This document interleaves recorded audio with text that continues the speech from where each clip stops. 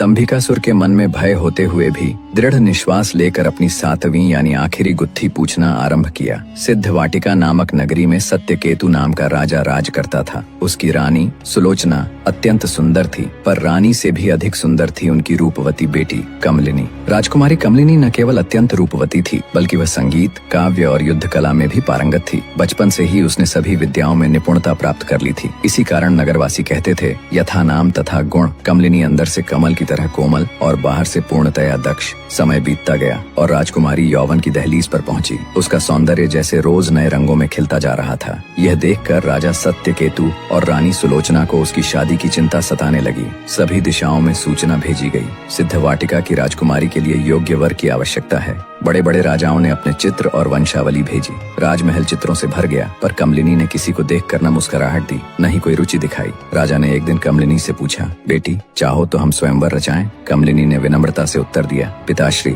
स्वयंवर में बाहरी दिखावे होते हैं। मैं किसी ऐसे को जीवन साथी नहीं बनाना चाहती जो केवल राजसी वस्त्र या नाम रखता हो। इसके बाद उसी दिन राजा ने घोषणा कर दी, जो व्यक्ति रूप, बल और ज्ञान इन तीनों में श्रेष्ठ होगा, वही कमलिनी से विवाह करेगा। कुछ ही समय में चारों दिशाओं से 4 विचित्र और रहस्यमय युवक आए, एक से एक अनोखी शक्तियों के साथ। पहला वर रेशमी वस्त्रों में लिपटा हुआ बोला, मैं ऐसा वस्त्र बनाता हूँ जो स्वर्ग के देवताओं तक बिकता है। 5 लाख में एक वस्त्र बिकता है। 1 लाख देवताओं को अर्पित करता हूँ, 1 लाख से अपने शरीर को सजाता हूँ, 1 लाख स्त्री के लिए रखता हूँ और शेष में अपने निर्वाह का प्रबंध करता हूँ। ये कला सिर्फ मुझे आती है। दूसरा पात्र बोला, मैं जल, थल और आकाश में निवास करने वाले समस्त प्राणियों की भाषाएं समझने और उनसे संवाद करने की अद्वितीय कला में निपुण हूँ। यह विलक्षण विद्या मुझे दिव्य तप और साधना से प्राप्त हुई है और यह कला इस समस्त संसार में केवल मुझे ही पता है। दूसरा पात्र ने अपना अद्वितीय कला कहना समाप्त किया तो तीसरा पात्र ने बोला, मैंने सारे वेद, पुराण, शास्त्र,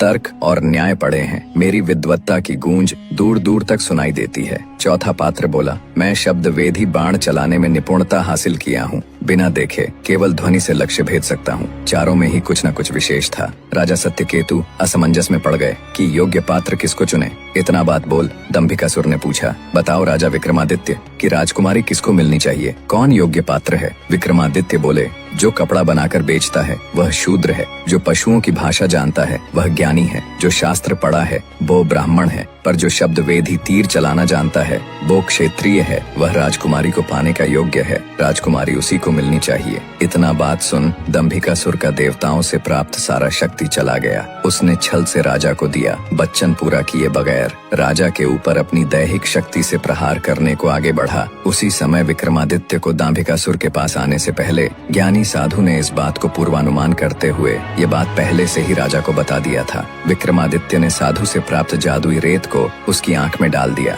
साधु की सूचना अनुसार दंभिकासुर वही पत्थर का बन गया और वो जितने को भी पत्थर का बनाया था वो अब साधारण रूप में आ गए थे। सभी पत्थर के बने राजा और सारे देवता राजा विक्रमादित्य की जय जयकार करते हुए विक्रमादित्य और उनकी रानी को उनके राज्य में शुभ अभिनंदन के साथ छोड़ा।